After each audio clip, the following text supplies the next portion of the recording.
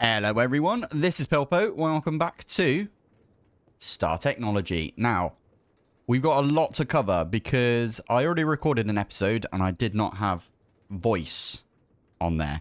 So, for some reason, the cable on my microphone came out slightly. So, we've got lots to cover because I'm going to try and ram basically like 1.5 episodes worth of content into an entire episode. So, first thing is first, over here, you can see I've got the EV4A energy converter, and we've got 2 energy hatches. So that is IV now. We could do IV recipes in the electric blast furnace, so that'd be useful.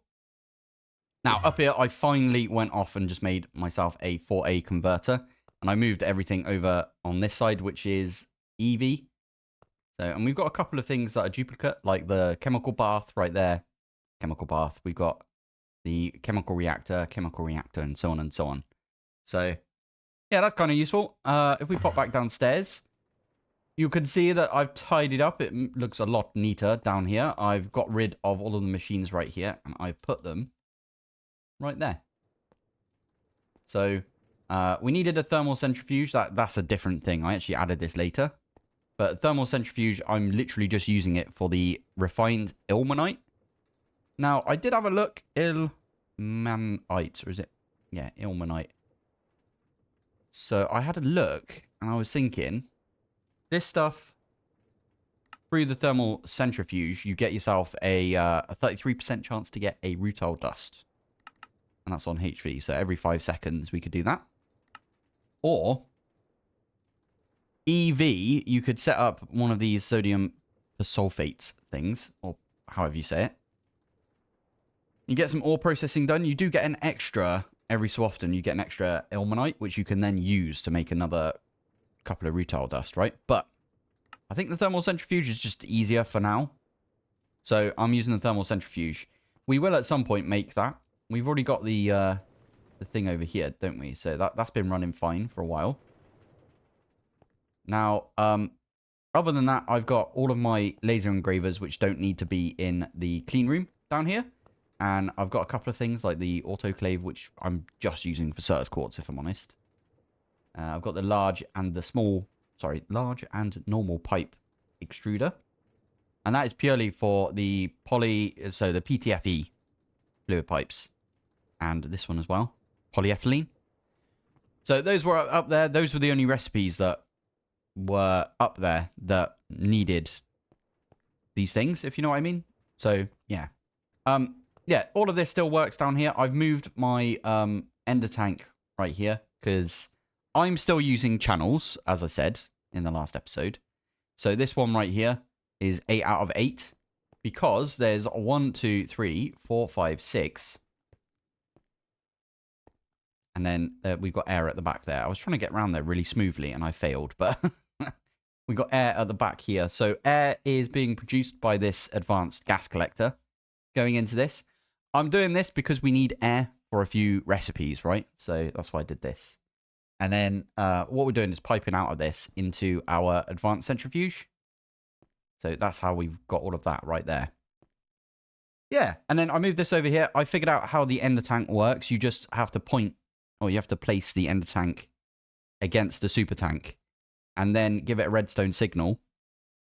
And use some pistons. Did I use the pistons on there? I think I did, you know. Yeah, because it says pump is fine. And we've got nearly 3,000 lava, which is pretty good.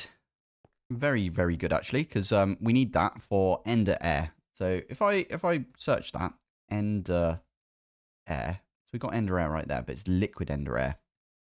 So liquid ender air comes from ender air, which comes from nether air and end agglomeratio. End agglomeratio comes from endstone dust in an extractor. And endstone dust comes from grinding some endstone. And to get endstone, you need the large chemical reactor to give you endstone from, yeah, a bucket of lava and half a glowstone gets you 1 endstone, right? Technically, that's how that works, but obviously, yeah. So I did all of that. I've got all of that over here. Now, these look a bit different over here. All of these look the same. And that's the whole reason that I've moved my macerator downstairs. because all of these right here, all they care about is items. They don't care about liquids because you can't really macerate or lathe some liquids or wire mill or bender some liquids, can you? So because of that, all of these just have, yeah, items in them. And they've got a ton of recipes. All of these do, right? This one up here has got recipes. Loads of recipes right there. Loads right there. And a ton in this one. This one's nearly full up, which is mad. So I moved that one down there. And then we've got this up here, which is the large centrifuge, the mixer, the electrolyzer, and I left my autoclave where it was. But we've got the chemical reactor as well. Chemical reactor's got the same setup on the back. This allows you to use the program circuit card. Now, this is the only way we figured out how to do it. And by we, I mean it's people on my Discord. Link to my Discord is in the description of this video. So go and have a look at that. I've also got, like, I think my Patreon's on there as well. I don't know if my Etsy's up there or anything, but there's some merch and stuff if you do want to, like, yeah, go and help me out by checking out my merch. I've got a few bits. I've got, like, flip-flops now as well, which is kind of funny, but no one's ordered those yet. But I thought it was still funny. Anyway, right here, the way that this works is, I'll show you the picture that I think it's Boo Boo Fast Cat put on my Discord. And Terminator's been helping out as well with this. So we've been trying to figure out how all of this works. Now, this is my way to try and make it look as neat as I can. And make it compact. Now, the way that I've done it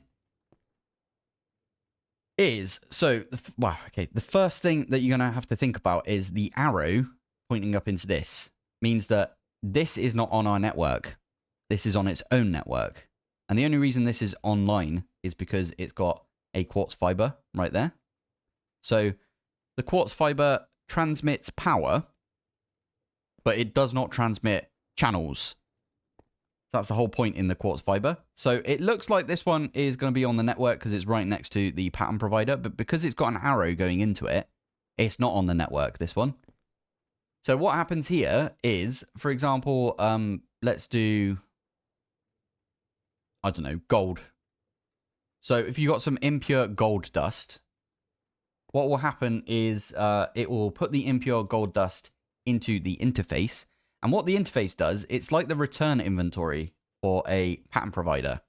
So all that does is it tries to put it in wherever it's got storage. And the only place it's got storage is the storage buses.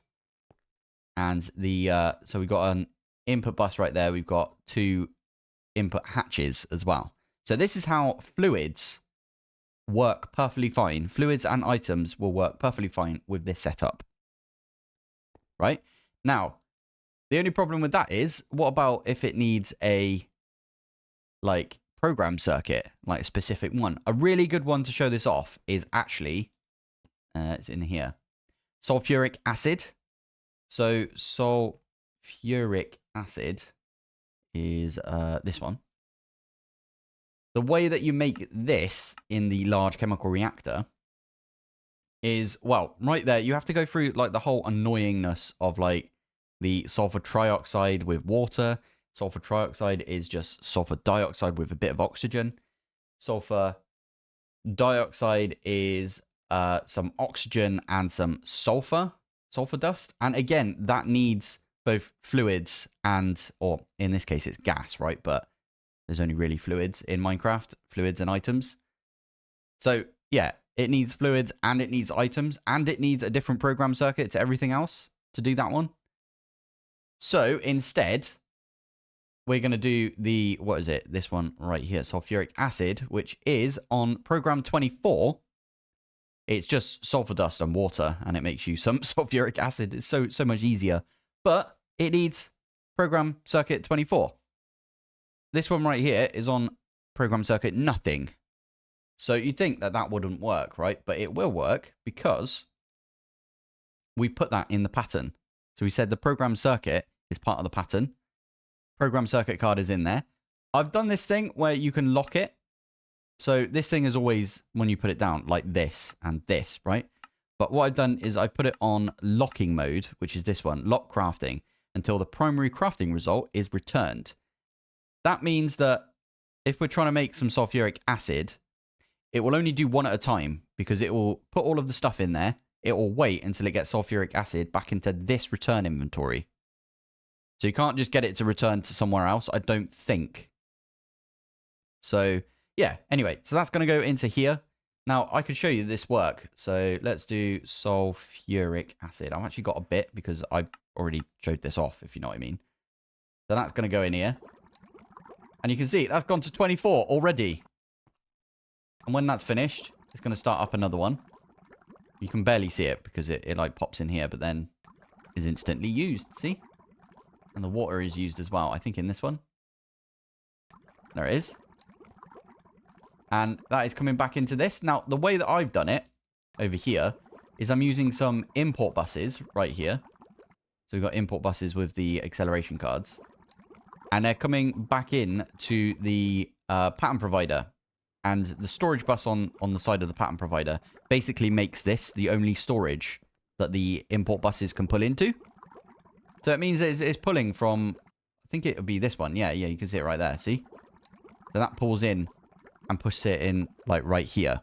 Which then means that the crafting becomes unlocked and we can do another recipe. So that's really useful right there. So there you go. We got 10 sulfuric acid right there. Now, you might have noticed as well that I am using my my new terminal that I made. So again, I made a flipping crafting terminal and it's got all of the different terminals in it. So if I show you this, you can right click this and then that's not at all what I wanted to do. Okay, let's move back to this one. You can right click this and then that is the exact same thing that I see right here. It's so annoying. I showed you guys how to make the flipping singularities and everything, and then how to make the quantum entangled ones. Okay, we'll go over that again. Well, in a bit, I think we'll go over it. But yeah, so that's one way to do this one over here, where it actually takes the program circuit card. We don't know why it's doing that, but it is. So cool. You can't see me doing a thumbs up, but I am. Nice. The other thing that I did was, instead of using these right here with the import buses and the storage bus, I'm using pipes. These are universal pipes, so they can pull items, they can pull liquids, and they can pull energy if they wanted to. So I've got a universal pipe, which is just, yeah, pulling from all of these and putting back into the pattern provider. And I've done that on the rest of these that I've got right here. I wanted to use this one around here as an example of something we could use, but I like using the pipes because they don't require any power, and power is still a pain right now.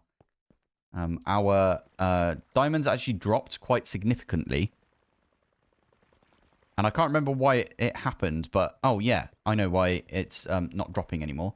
Is because I've turned this one to MV, and I've made this one do sand as well, so we could get more diamonds out of it, basically. And I think that is affecting the amount of sand we've got over here. Yeah, it's actually dropping. So we might have to speed up this somehow. I think it might need this to be a HV. Which would mean that it would, yeah, okay. HV. I'm sure I've got one of those. Dynamo. You got one in there? You do. Okay, cool. So let's swap that one out like there. There you go. So that is going to be hopefully a bit quicker.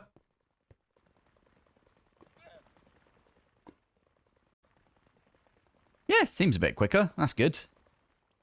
Well, that was pretty decent. That does remind me. I'm just putting that in my head slot for now. I am using the wireless terminal like keybind, which I've changed to what used to be my other wireless terminal. You know, the one that was linked up with this one over here. What was I saying? So yeah, now we are actually making a profit on diamonds again. Our power is doing okay for a bit. So yeah, I did all of that because I think it's just neater like this. I think it looks really good, if I'm honest. So big shout out to both Terminator and Boo Boo Fast Cat. Very, very good. Right here. Now, I did upgrade this one to be EV as well. So this is now an EV mixer. And you know what that means? We are able now to make some cupric chloride solution, which means we can actually swap out the recipes, which I've already done over here. So now these use cupric chloride solution to make the plastic circuit board and the printed circuit board right there. So that's really good. And it's quite quick as well, because this is also EV, because it's got 2 HV energy hatches. I could upgrade this one to IV as well, but I was a little bit struggling on Ilmenite out of all of the things. So what I ended up doing,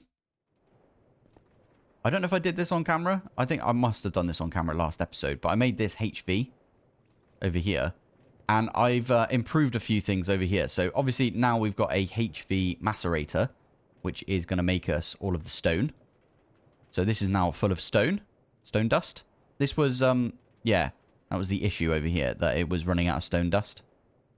And the drilling fluid was not working too well. Also, over here, the creosote was being a pain in the bum. And we weren't getting any creosote. And do you know why that is? You're going to have to cut through all of those and get around to the last one, aren't you? Before you can do anything. Weirdo. Anyway. It wasn't outputting. Every so often it does this. It doesn't output to the inventory next to it. It's just weird. It doesn't want to output to... I had a aluminium drum right there, which this was connected to. Now I'm just directly pulling from the output hatch right there, because that is what is needed right there. So I'm going to put this back in over here. And there you go. I'll pull from over there. So we ran out of lubricant is what I was trying to say. And I actually said it out loud by accident. And my fiance was like, what game are you playing? And I was like, I swear I'm playing Star Technology. Because I just went, oh, I'm out of lube. Yeah, I heard it. I heard it after. But yeah, this is making us a bunch of drilling fluid. And we could technically upgrade this to EV if we wanted to. I might do it. I might do it eventually. This one's also... Are you HV as well? You are. Yeah, so this is happily just pootling along right here. Now, I was just thinking about it. I could just upgrade one of these to be MV. And then put that with the storage controller on the side of it. And then I don't have to have 2 LV outputs. But, man, we're all good. We're all good for now. Do that later. So, is there anything else that I did between episodes? I feel like I covered like a decent amount of it. I suppose we have to go over the way that you get quantum entangled singularities and the quantum bridge card. I should also mention it's massively overkill. We could go to a different dimension and this would still work because I have chunk loaded my entire base. It's stupidly overkill. You don't need to do this. I'm only doing it because I just enjoy doing that with applied energistics, the quantum bridge card and the quantum entangled singularity. So the way that I did this was, first off, you need a matter condenser. So I actually have 2. I'm not sure why. Then you also need a fluid. I can't remember which one I used. It's this one. It must be, right? Yeah. You've got MV in there. So maybe it is not that one. No, I think it is this one, yeah. So what I did was I placed this one down. I put on here 64K. You put a 64K in there and you set it to be ME condenser. And then you output singularities. Now, this does need 256,000 items. Or 256,000 things. And that does include millibuckets of fluid, which is why I'm using a fluid cell. And all I did was aqueous accumulator. Put one of these down. And then if I get some... Yeah, if I do water. And then leave. All I did was I set this up like this. So that is producing some water. That's going into the water cell. And then this, you can see, is going up. And I left it. I left it for a bit. And that's all I did. And I got a bunch of singularities. So I've got a bunch right there. So I had 14 overall because I'm using one set. And we've got another set right there. So the way that you make the quantum entangled singularities is, well, first off, it's going to involve exploding stuff. So I'm going to put down some cobblestone so we don't wreck our new lovely platform that I made. And we're going to make some TNT. I'm going to make the tiny TNT because it's cute as heck. I'm going to pop that in the middle. Get ourselves a lever, and we're also going to get a ender pearl. Now, don't forget the ender pearl. The amount of times that I've done this and I've forgotten the ender pearl is unreal. I actually did it in like 2 series back to back recently, so I've not forgotten it this time. But you activate the tiny TNT. Does a little bit of damage, so just watch out for that. And what it does is it turns those, well, that one singularity that we had into 2 singularities that are quantum entangled. Now, quantum entanglement is a thing in real life. It's theorized to be a thing in real life.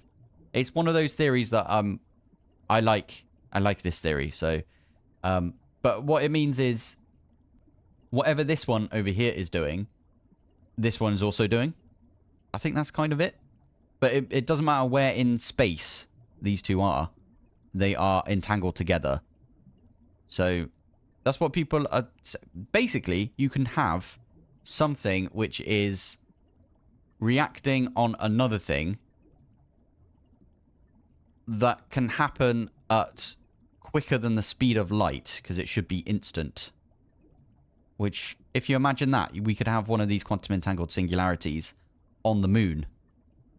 Or the other side of the sun. And the sun is like 8 minutes away or something, isn't it? Light minutes, I should say. So it would take light 8 minutes to get to us. But you could have one of these, the other side of the sun. And if you like activate a switch, it would activate the switch right here, if you know what I mean. It's really difficult to explain quantum entanglement, so I'm not going to. I'm not the person to ask, as you could probably tell. But that's how I got my quantum entangled singularities, and I'm using that with the quantum bridge card right here. And the quantum entangled singularity goes in the little doot that you got right there. And the other one is in here. And this is a quantum ring and a quantum link chamber. So this is just linked up to the system. And I think it's taken like 400 FE, near enough. Let's have a look. Yeah, near enough 400 FE of passive drain. Purely because I just want to have this and I don't want to think about it. And what is lovely as well is, you know this thing up here? The wireless charger. Which one is it? Curio slots. So this thing does charge my curio slots, which does charge the wireless universal terminal, which is super nice. It always bugs me when I see people who walk around with their terminal in their hand when you can just keybind it and you can just put it away. It says me, who still has torches on him. I can actually put those torches away. It feels icky to me, but no. I do get it why people have it in their hand, because they prefer to right-click on it, but I like using the button, which I've set to G, as I said. What else did I do between episodes? Yeah. Over here, we've got ourselves the, I've rejiggered this thing, basically. We've got all of these things. So all of these things, when you get any ilmenite, bauxite, chaldenite, all of this stuff, whenever you get any of that, it will instantly try and go into one of the output or input hatches that we've got right here. Now, I have set this to... I've used one of the upgrades, which I don't like using for this, but it's the only way you can do nearest first. So what that means is, if you've got 10 buckets of ilmenite, for example, it will always try and put into this one first. If that one's already full up, or if it's, you know, got something else in there, it will try one of the other ones. And then it will always try that one next, for example. And then if that one fills up, then it will try the one up here. There you go. Everything's just gone in. I actually used the ilmenite right there. I love that. Lovely. It's actually making ilmenite. We need the ilmenite. Now, I should show you, actually. Let's pop down here. Not here, but over here. We are making some refined ilmenite ore right there. And every so often, every 3 that we get, we should get a rutile. And you just saw it. We've got a rutile. So from this one, are we going to get a rutile? No. And that was good timing, actually, because we saw 3 of them go through, 3 of these recipes. And we saw 1 rutile, because that's the thing for it, right? So I like that. That's really good. That does mean that we got a bunch more rutile. We got 24 right there, which is really good. And we got some ilmenite. We got 88 refined ilmenite. Putting refined ilmenite through a ore grinder, you got a 14% chance to get rutile. And you also get ilmenite dust, and then you can use the ilmenite dust with some carbon to get yourself some more rutile, right? So that's the plan, at least. Every 5 of these, you get 1 rutile. Plus, all of the stuff that I've done with this means that you get like another near enough 50% chance to get another rutile. So you get basically 3 out of every 10 ilmenite-ish. What I'm trying to say. Lovely. Right, so I was trying to figure out how we were supposed to get to using this liquid ender air, right? So liquid ender air comes from ender air. Ender air comes from end agglomeratio and nether air. Nether air comes from regular air, which we've got on the system now, and nether agglomeratio. Nether agglomeratio comes from netherrack dust, which comes from, I think it's part grinding or macerating. There's a load of recipes for this, but basically, just trust me, you get it from netherrack, which we've got some of right there. So if I do this, grinding, yeah, there you go, and we get a chance to get a gold nugget out of it as well. It's pretty good. I like that. So yeah, we got some netherrack now. The way we get netherrack is large chemical reactor, and it needs to be on a no program whatsoever. And redstone dust and some lava. And basically that gets you some netherrack. And then you can use the netherrack for netherrack dust. And then you can extract that netherrack dust to get yourself some agglomeratio. You put that with some air in a mixer to get 12 buckets of nether air. And then you can use the nether air in a vacuum freezer. It needs to be EV though, to get liquid nether air. Use the liquid nether air in a distillation chamber or tower, whatever you want to call it. So that gets you stuff like coal. It gets you some of this hydrogen, sulfur, neon, helium-3. Helium-3 is actually really useful. That's what Skippy the Magnificent from Expeditionary Force.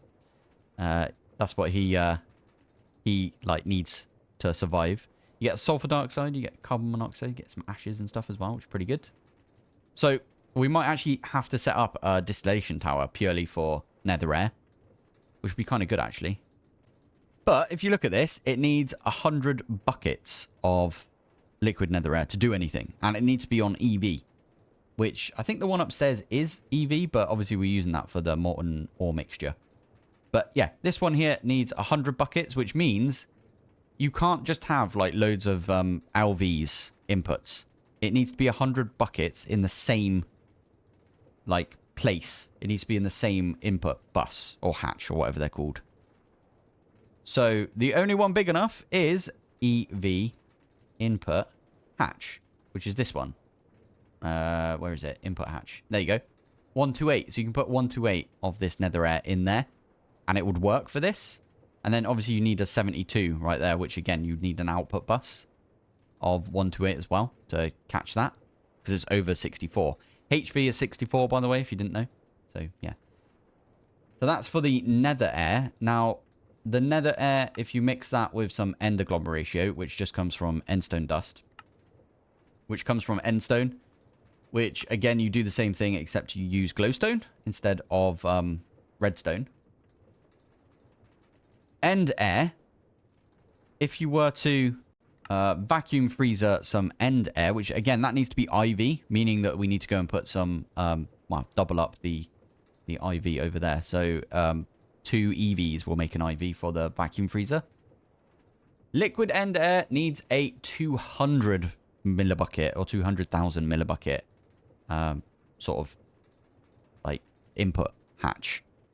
And that means that these ones don't work for it. So we need an IV input hatch before we could even do this. And the whole reason we want to do this is because of radon. And we want radon because radon is used to make this right here, the quantum eye. And the quantum eye is used to make the EV emitter. And the EV emitter is used to make the... where is it? That one right there, the circuit assembler. And that's the one we really want right there. So that is the plan. Oh, that was a lot of words right there, wasn't it? There's a lot of words. Right. I want to quickly just show you that I did make myself the infinite water cell and the infinite cobble. If you didn't notice, we've got them up here. The way that you make those are just some 16Ks. It's really good. In all the mods 10, they have extra infinite storage cells. So there's like an infinite lava one, but it's kind of a pain to get. And there's like, you know, infinite sand and infinite glass and so on and so on. Highly recommend you get those in that sort of pack because they're really, really useful. But yeah, anyway, this over here, have you made... You've got like halfway and yeah, I haven't really been doing much to that, but we've already got halfway. How long did I play for if I got like 12 of them or 13 or 14 or whatever it was? That's insane. Mental. It did take me a while to figure this one out over here, to be fair. Even with the amazing, like, thing that Boo Boo Fast Cat put in my Discord. Right, with that, we're going to call it there for today, I believe. I know we didn't do much in this episode. We did do some stuff between episodes, though. And obviously, there's that episode that just doesn't exist. Because, well, reasons in it. So... Anyway, I am going to call it here for today. I don't have my statistics for you, unfortunately, because I've already recorded the next episode already, so I do apologize. So yeah, let's call it here. Thank you for watching. Thanks for joining, and I'll see you in the next one. Bye.